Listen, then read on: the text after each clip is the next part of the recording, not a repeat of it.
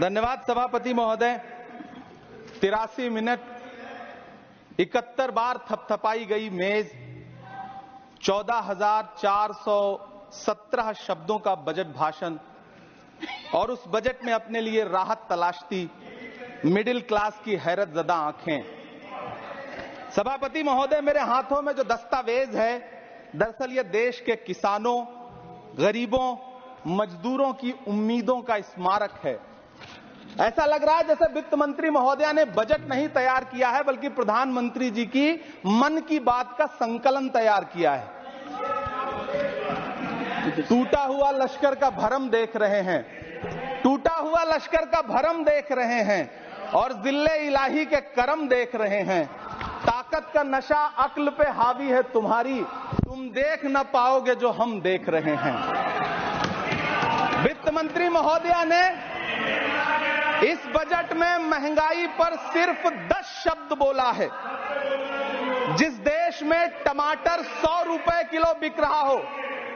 सभापति महोदय, मेरा टाइम पॉज करें और बार बार इंटरप्ट करने को या तो मना करें। हाँ बोले, कृपया बोले। सभापति महोदय, वित्त मंत्री महोदया ने इस बजट में महंगाई पर सिर्फ 10 शब्द बोले हैं। जिस देश में टमाटर 100 रुपए किलो बिक रहा हो, उस देश की वित्त मंत्री के पास बजट में महंगाई पर बोलने के लिए सिर्फ 10 शब्द है। डीजल, पेट्रोल, आटा, चावल, दाल, सब्जी की महंगाई का तो कोई जिक्र ही नहीं। सावन चल रहा है तो प्याज और लहसुन का दाम पूछना तो शायद पाप होगा। मैंने तो यह भी सुना है कि वित्त मंत्री जी जो चीज खुद नहीं खाती हैं, उसके दाम से उनका कोई लेना देना नहीं होता। लेकिन इस बार बजट पेश करने के लिए पार्लियामेंट आने से पहले वित्त मंत्री जी ने दही और चीनी खाई थी। अब तो उनसे यह पूछा जा ही सकता है कि उन्हें दही, दूध और चीनी का रेट तो इन दिनों पता ही होगा। क्या उसे सस्ता करवाएंगी या नहीं सस्ता करवाएंगी? अगर पता है तो कृपया सस्ता करवाइए, क्योंकि इसी चीनी ने अमेठी में एक मंत्री महोदया का राजनीतिक कैरियर कड़वा कर दिया। सभापति महोदय, अपने शीश महलों में बैठे हुए सरकार के सांसद और मंत्री कह रहे हैं कि महंगाई कम हो रही है। संसद की कैंटीन से बाहर निकल करके एक चाय का कप खरीदिए, तब समझ में आएगा कि महंगाई कम हो रही है या बढ़ रही है। किसी एक दिन अपनी किसी मजदूर की तरह अपनी दिन भर की दिहाड़ी लेकर के बाजार जाइए और अपने बच्चों के लिए राशन खरीदिए, तब पता चलेगा कि महंगाई कम हो रही है या नहीं हो रही है। यहां बैठ करके बड़ी बड़ी बातें करना आसान है। ये चूनर धानी धानी भूल जाते, ये पुरवा की रवानी भूल जाते, जो आकर 4 दिन गांव में रहते तो सारी लंतरानी भूल जाते। सभापति महोदय, इलेक्टोरल बॉन्ड खरीदने के नाम छुपाने वाली सरकार, इलेक्टोरल बॉन्ड खरीदने वालों के नाम छुपाने वाली सरकार इन दिनों आम के ठेला लगाने वालों के नाम जानना चाहती है। मुझे तो होटलों, ढाबों या आम के ठेलों पर नेम प्लेट लगवाने वालों से पूछना है कि कभी खून की बोतल पर देखा है किसी का नाम लिखा हुआ? मुझे पूछना है कि क्या कोरोना के दौरान अपनी उखड़ती हुई सांसों के लिए ऑक्सीजन तलाशने वाले किसी इंसान ने ऑक्सीजन लाने वाले किसी इंसान से पूछा था कि ऑक्सीजन लाने वाला इंसान हिंदू है या मुसलमान है? मुझे पूछना है कि लावारिस लाशों के लिए कोरोना में कांधा देने वाले, चिताओं के लिए लकड़ियां सजाने वाले किसी इंसान से पूछा गया था उसका नाम, उसका मजहब? लेकिन इन दिनों पूछा जा रहा है। सभापति महोदय, अफसोस देश के प्रधानमंत्री जी ने कभी न टूटने वाली चुप्पी ओढ़ ली है। सभापति महोदय, जनता ने 63 सीटें कम क्या कर दी, ये सरकार तो अमृतकाल का नाम लेना ही भूल गई। ये भूल गई है अमृतकाल को, ये भूल गई है मनरेगा को, ये भूल गई है मौलाना आजाद नेशनल फेलोशिप को, ये भूल गई है मणिपुर को, ये भूल गई है महाराष्ट्र को। मुझे गर्व है कि मैं राज्यसभा में महाराष्ट्र का प्रतिनिधित्व करता हूं। महाराष्ट्र जो देश की आर्थिक राजधानी है, जो टोटल कॉर्पोरेट टैक्स का 40%, इनकम टैक्स का 32% और जीएसटी का 20% इस देश को देता है, उस महाराष्ट्र के लिए इस बजट में एक शब्द नहीं है। आप बैठ जाए। सभापति महोदय, आखिर महाराष्ट्र से किस बात का बदला लिया जा रहा है? महाराष्ट्र ने लोकसभा चुनाव में बाबा साहब अम्बेडकर के संविधान को बचाने के लिए वोट क्या कर दिया। प्रधानमंत्री जी तो महाराष्ट्र से बदला लेने पर उतर आए। अब तो शायद उन्हें याद भी ना हो यवतमाल का वो दाभड़ी गांव जहां 20 मार्च 2014 को वो किसानों के साथ चाय पर चर्चा करने गए थे और उनकी किस्मत बदलने के सपने दिखाए थे। उसी यवतमाल में पिछले 6 महीने में 132 किसानों ने आत्महत्या की है। सभापति महोदय, महाराष्ट्र में हर महीने 209 किसान आत्महत्या कर रहे हैं। राज्य सरकार द्वारा सौंपा गया आंकड़ा बताता है कि 1 जनवरी से 31 मई के बीच 1046 किसानों ने आत्महत्या की है। लेकिन अफसोस, इस बजट में महाराष्ट्र के किसानों के लिए कुछ भी नहीं है। किसानों से चिढ़ी हुई सरकार ने बजट में किसानों के एमएसपी की लीगल गारंटी नहीं दी। लेकिन याद रखिएगा, जो किसान का नहीं वो हिंदुस्तान का नहीं। सभापति महोदय, मुझे वित्त मंत्री जी से पूछना है कि वो जो कुछ साल पहले 100 स्मार्ट सिटी बनाने का ढोल पीटा गया था, सुना है उस ढोल में पानी भर गया है, इसीलिए आपने उसका नाम बदल करके सिटीज ऑफ ग्रोथ हब्स रख दिया है। अच्छा है, नाम बदलने का खेल खेलते रहिए। आपकी कई सरकारें तो इसी वजह से चल रही हैं।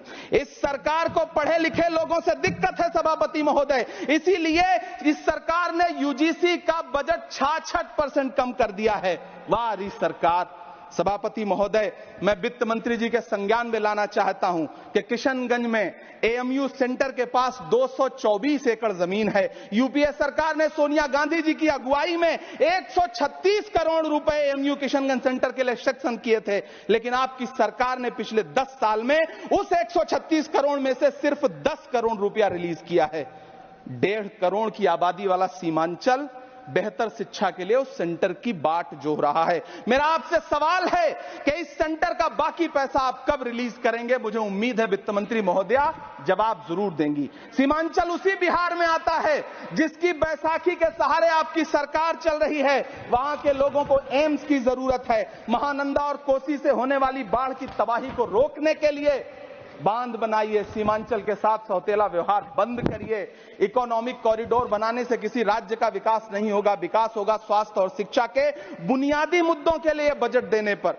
सभापति महोदय, एक तरफ तो इस बजट में पीएम आवास योजना के तहत 3 करोड़ अतिरिक्त मकान देने की घोषणा है और दूसरी तरफ लखनऊ के अकबर नगर में 1280 वो मकान हैं जिन्हें रिवर फ्रंट बनाने के नाम पे बुलडोजर से जमींदोज कर दिया गया। सभापति महोदय, लोग चीखते रहे, बच्चे बिलखते रहे, वसुधैव कुटुंबकम का नारा लगाने वाली सरकार इंसानों के घरौंदे उजाड़ कर जश्न मना रही है। सभापति महोदय, मेरा बहुत भावुकता के साथ देश के प्रधानमंत्री से सवाल है कि इन उजड़ते हुए मकानों और बेघर होते हुए घरों को देख करके आपको नींद कैसे आती है, आप सो कैसे पाते हैं। मेरा सवाल है इस देश के प्रधानमंत्री से, या तो लोगों के घरौंदे उजाड़ना बंद करिए या फिर करोड़ों मकान बनाने की झूठी घोषणाएं करना बंद करिए। यह बजट झूठ का पुलिंदा है। यह बजट आपके पिछले साल के बजट का कट कॉपी पेस्ट है। यह बजट हमारे चुनावी घोषणा पत्र की नकल करने की एक बेईमान कोशिश है। लेकिन कहावत है ना कि नकल के लिए भी अकल चाहिए। मेरे हाथ में एक तरफ न्याय पत्र है जो हमारा है और दूसरी तरफ अन्याय पत्र है जो आपका है। इस सरकार को आलोचना सुनने की आदत नहीं है सभापति महोदय। जब आप इनसे सवाल पूछिए तो ये कहते हैं कि आप बताइए 70 साल में आपने क्या किया है। मैं तो इस सदन में कहना चाहता हूं सभापति महोदय कि हमसे 70 साल का हिसाब मांगने वालों, जो सरकार अपना चलाया हुआ 2000 का नोट 7 साल नहीं चला सकी, वो हमसे 70 साल का हिसाब मांगती है। सभापति महोदय, मैं अंत में आपसे यह कहना चाहता हूं, यह बजट बैसाखी पर टिकी हुई सरकार का कुर्सी बचाओ बजट है। इस बजट में राज्यों के साथ, किसानों के साथ, नौजवानों के साथ, महिलाओं के साथ, देश के मिडिल क्लास के साथ अन्याय किया गया है और इस अन्याय का खामियाजा आपको महाराष्ट्र, हरियाणा और झारखंड के चुनाव में भुगतना पड़ेगा।